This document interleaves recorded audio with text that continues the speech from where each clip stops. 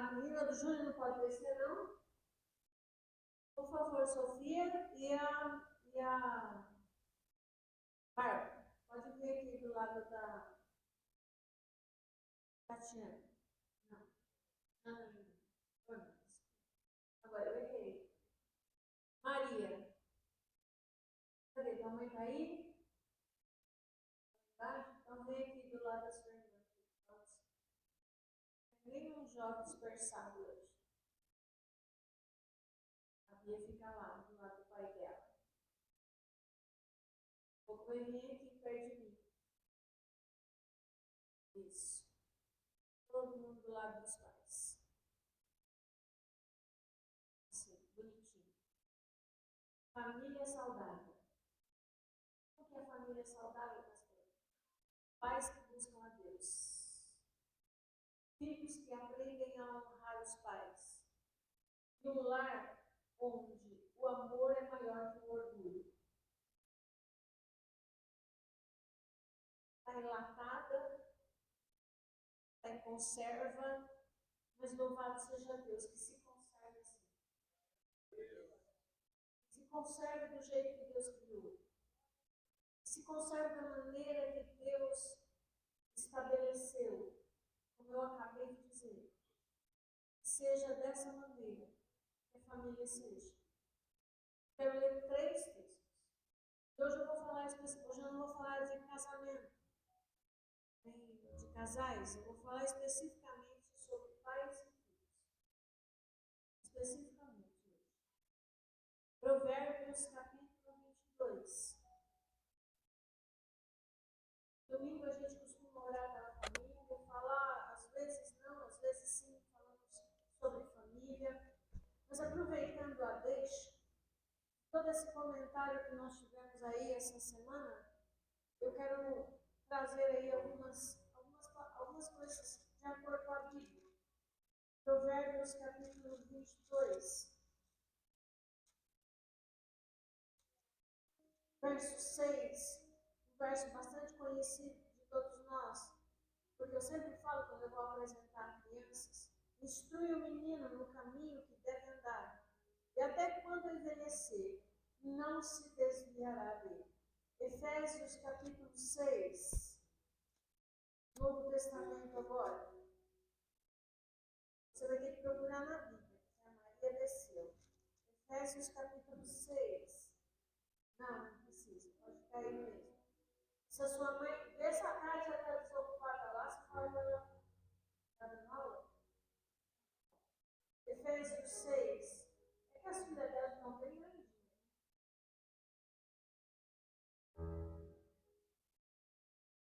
4. Vós, pais, não provoqueis a ira a vossos filhos, mas criai-os na doutrina e admoestação do Senhor. Agora, Malaquias. Em paz, que eu não vou falar de divórcio. Quando abrir Malaquias, vem logo, né?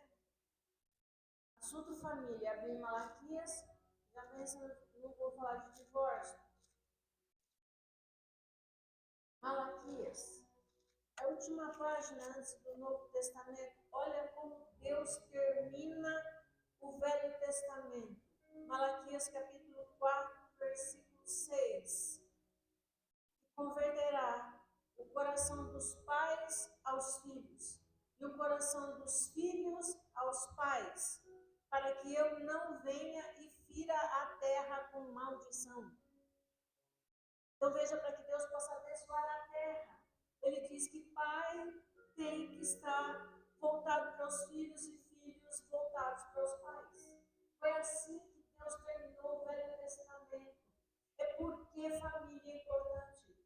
É porque o relacionamento entre pais e filhos é importante. E hoje, irmãos, as coisas estão tão confusas nessa área de família.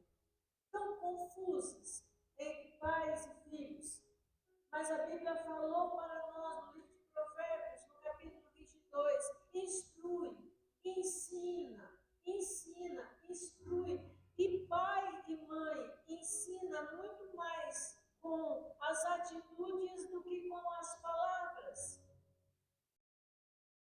Aliás, na minha opinião, a gente, de modo geral, a gente ensina muito mais da forma como a gente age do que com aquilo que a gente fala. Filhos aprendem mais pelo que vê. Então a gente precisa, como pais, instruir e refletir Deus para que os nossos filhos possam ver Deus em nós. É esse o caminho. Corrigir. Corrigir como, pastora? Corrigir com amor. É estar presente. Presente, irmão. Seus filhos, eles precisam muito mais do seu tempo do que dos seus presentes. A gente costuma compensar a nossa ausência com presente. Mas os nossos filhos não estão precisando de presentes. Eles estão precisando de presença sua e de Deus. E não pense que é só para os pequenos, não, irmão. Seus filhos precisam da tua presença sempre. Você pode ter 30, 40, 50 anos. Você, pai e mãe, sempre será, a sua presença sempre será essencial na vida dos seus filhos. Essencial. Filhos, seus pais não são perfeitos. Porque filho, hoje em dia, daquele jeito de jogar no rosto do pai e da mãe os defeitos que o pai e a mãe têm. Seus pais não são perfeitos, mas o Senhor não disse: se seus pais forem perfeitos, honra seu pai e sua mãe. O Senhor não disse isso. Ele disse: honra o seu pai e sua mãe para que te vá bem e prolongue os seus dias sobre a terra. Se eles são perfeitos ou não, o Senhor não diz nada.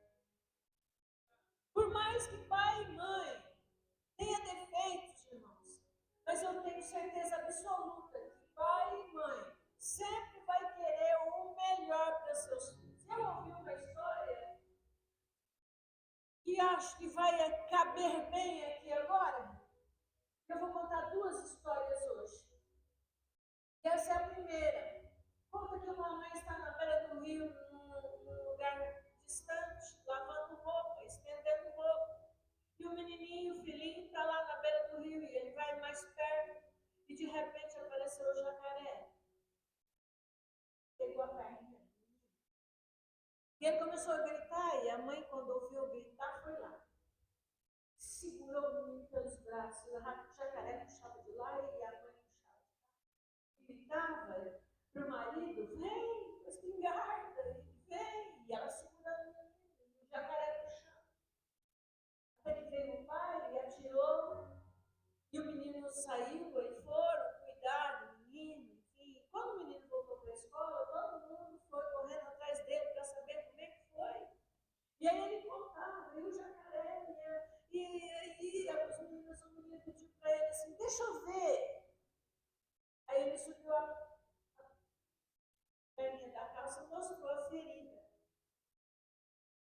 Aí o menino perguntou: dói essa ferida, não é?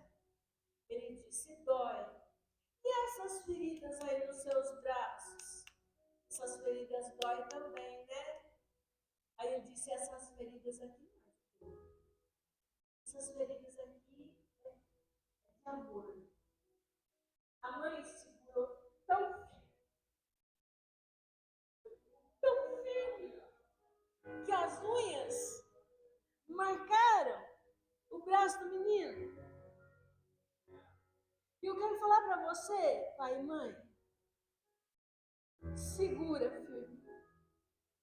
Porque o jacaré, que para nós tem um nome, e ele se chama Satanás, ele está puxando pela perna, ele está puxando pelo braço, ele está puxando os nossos filhos, ele está puxando os nossos netos. E nós temos a função de segurar os nossos filhos. E como é que a gente segura? Batendo, agredindo? Irmão, a gente segura os nossos filhos com oração, com instrução, com ensino, mostrando a direção, mostrando o caminho.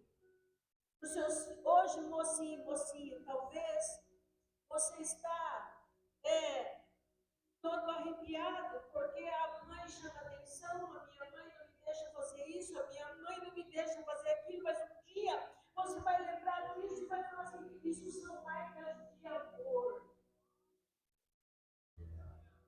Marcas de amor. Hoje, quando tua mãe e teu pai falam não para você, quando tua mãe e teu pai não te dá o que você quer, quando tua mãe e teu pai te corrige de forma mais rígida, quando tua mãe e teu pai te diz que você não é todo mundo, você se revolta, você se rebela, você quer ir embora de casa, quando eu fizer 18 anos, eu vou abandonar essa casa, vai.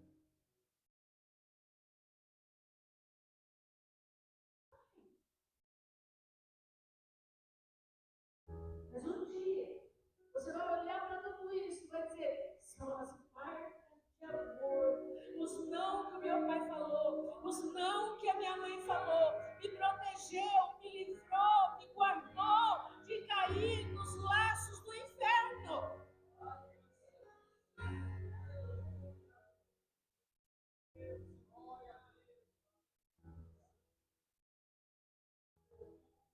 As famílias precisam aprender a se perdoar dentro de casa, vocês precisam aprender a se perdoar. Perdão cura gerações.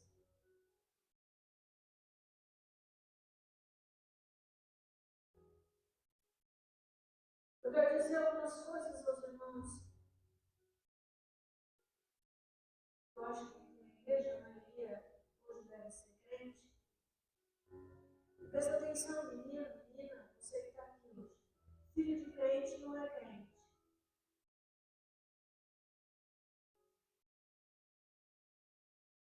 Nascer em um lar cristão não te torna cristão, mocinha. Aliás, tem menino que eu não ia chamar ele de cristão, chamaria de cristal. E qualquer coisa.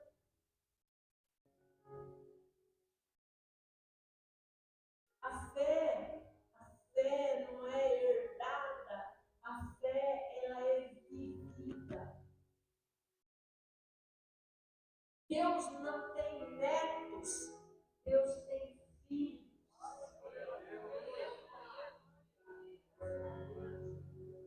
A salvação é pessoal. Cada um precisa ter o seu próprio encontro com Cristo. Eu sei que você quer muito que seus filhos, que seus parentes vão morar no céu, mas salvação individual, e o seu filho, a sua filha, o seu parente vai ter que ter um encontro com Jesus, vai ter que reconhecer que é pecador, que precisa de um Salvador, vai precisar aceitar Jesus como seu Salvador, vai precisar ter a sua fé, precisar ter a sua vida de oração, vai precisar ler a Bíblia, Ele mesmo, aprender de Cristo por si mesmo. Não é a sua fé, você lê a Bíblia e seu filho vai para o céu.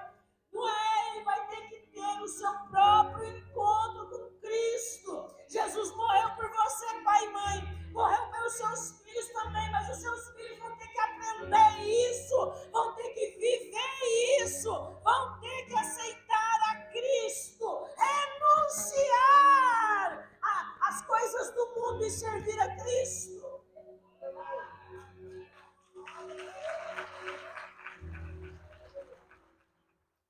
A Bíblia diz no livro de Ezequiel, capítulo de número 18, verso de número 20: a alma que pecar, essa morrerá.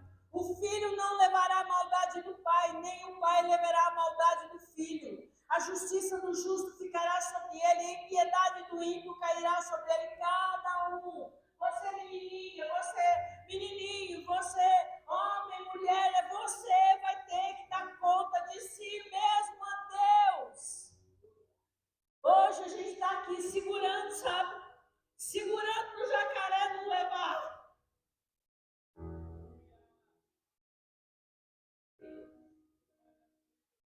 ter um momento, eles vão ter que tomar a decisão deles. Tem gente, tem jovem que cresceu ouvindo sobre Deus, mas nunca conheceu a Deus. Que tristeza! É quando um jovem, você ensina.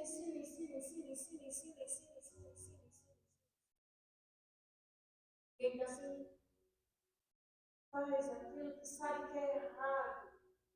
Mas isso que é, que ouviu de Deus, mas não conheceu a Deus. Não teve um encontro com Deus, aprendeu hino, tem gente que sabe até versículo, mas nunca se arrependeu de verdade. Está dentro da igreja, não é a mesma coisa que está em Cristo. E quantos? E só esperaram fazer 18 anos para abandonar Jesus. Eu sou testemunha disso.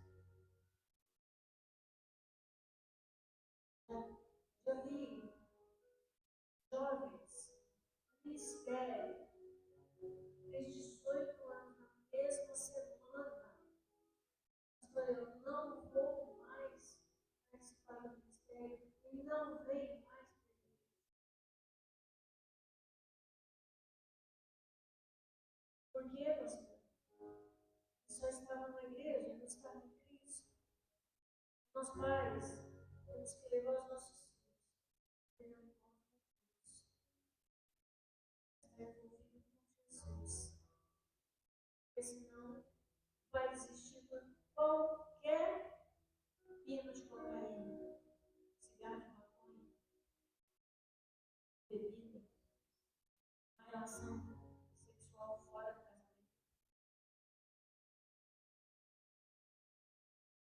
Mateus capítulo 7.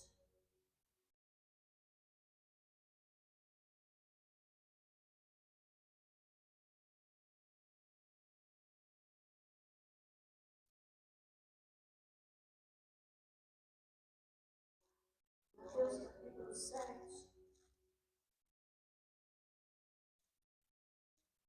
verso de número 21.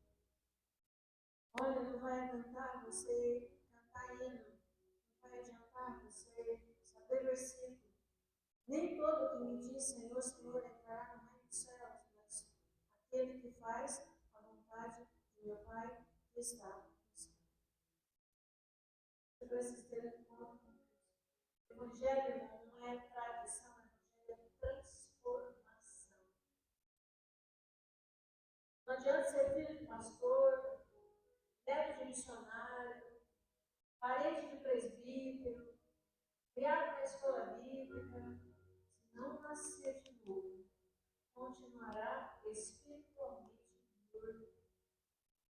Precisa ter um encontro com Cristo. Aqui na igreja, eu vejo o desespero dos juniores de 11 anos para batizar. Aí batiza. Muitas vezes depois disso, tem atitudes completamente fora da palavra de Deus. Você precisa ter um encontro com Cristo, João. Um encontro verdadeiro com Deus. A igreja e a sua família. Você, pai, precisa levar os seus filhos a conhecer a Cristo. Filho de crente não é crente. Ser filho de crente é um privilégio. Você, menina, que vive mal-humorada porque seu pai e sua mãe é crente. Você é privilegiada. Você está crescendo na luz. Dentro da tua casa tem luz. Mas ao mesmo tempo, ser filho de crente é um privilégio, também é uma grande responsabilidade. Você está vivendo num lar onde tem a presença de Deus. E aí é muito pior ainda para você. Você não vai ter desculpa. Não vai ter desculpa.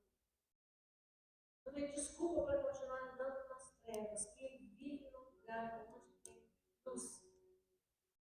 Conhecer a verdade e ignorar é pior do que conhecer.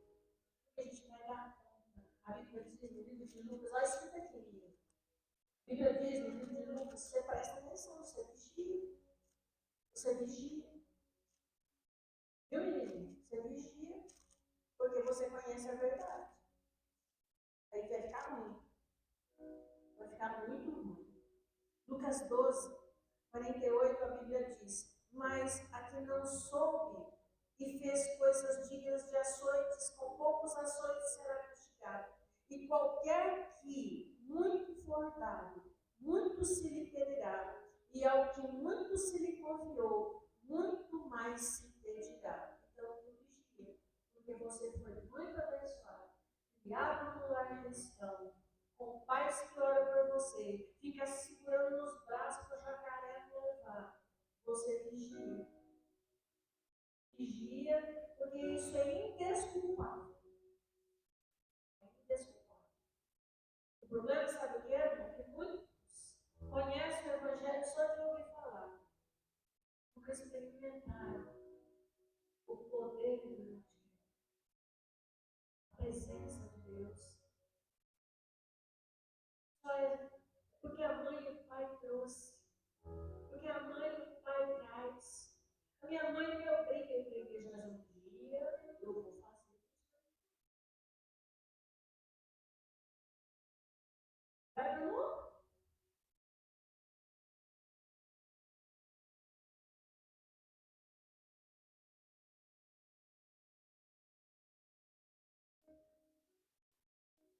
Muitos sabem de cor que é certo do que Deus pede, mas vivem como se Deus não existisse.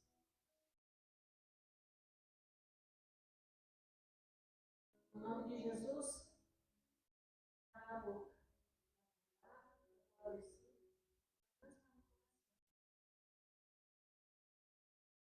É por isso que fica esperando fazer 18 anos.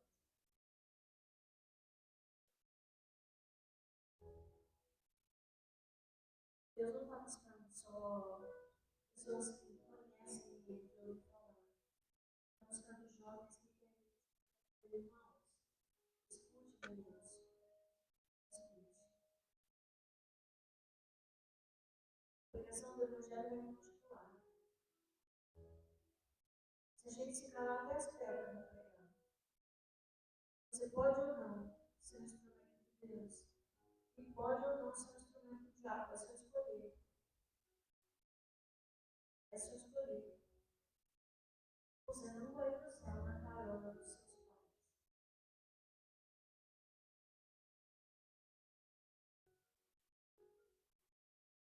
Você não vai para o céu na carona dos seus pais, nem na fé dos seus pais. Você vai ter que ter a sua, o seu movimento. Não basta frequentar essa igreja, irmão. Não basta conhecer a palavra. É preciso viver. Diga-me, na sua escola, os seus colegas sabem que você é crente?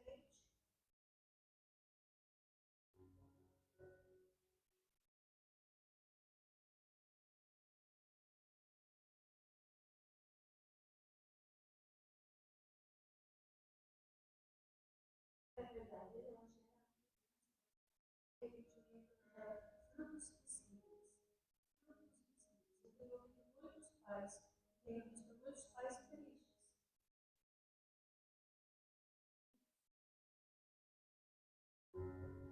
Deus quer um relacionamento pessoal com você, meu filho e minha filha. Mas a família serve a Deus por gerações. Não importa, você vai precisar se envolver com Ele. Você quer ter uma família como Ele você precisa ter a sua vida com Deus. Crente, crente, não é crente. Crente é aquele que nasceu de novo, crente é aquele que se arrependeu dos seus pecados. Não importa se você tem 65 anos como eu, ou tem 13, 14 como você. Nós vamos contar uma historinha para os pais. O casal chegou em casa, a hora que entrou no apartamento, lá no 10º andar,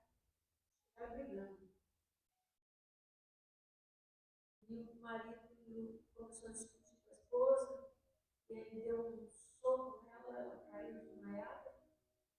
Ele pegou o menino de 7 anos e foi para a sacada para se jogar na sacada. O menininho gritava: pai, não, pai, não pula, não pula. A mãe desmaiada. O pai lá subiu na sacada para se jogar com o menino de bola. Não pula, não pula, não pula, pai. Só que ele pulou. Pulou junto comigo. Os vizinhos todos escutaram o menininho falar: não pula, pai. Eu tenho uma palavra para você, pai. Não pula. Saia da presença de Deus. Eu obedeci, graças a Jesus, a igreja, abandonar a fé. Porque quando você cair, os seus filhos quando você está firmado, segurando os braços, vai deixar marcas de gordas, vai segurar. Mas quando você cai, você leva toda a sua família junto. Não pula, irmão. Não pula, irmão. Aquele flerte lá, no celular, não pula, irmão. Aquela conversa sensual com um cônjuge que não é o seu, não pula, irmão.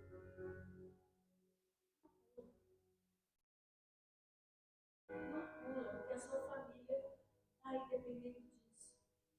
Permaneça na presença de Deus. Renuncie, precisa ser renunciado. Mas não joga a tua família. Não abre a lata de conserva. Toda lata, quando você compra uma lata de ervilha, vem escrito lá o quê? Abriu, põe na geladeira.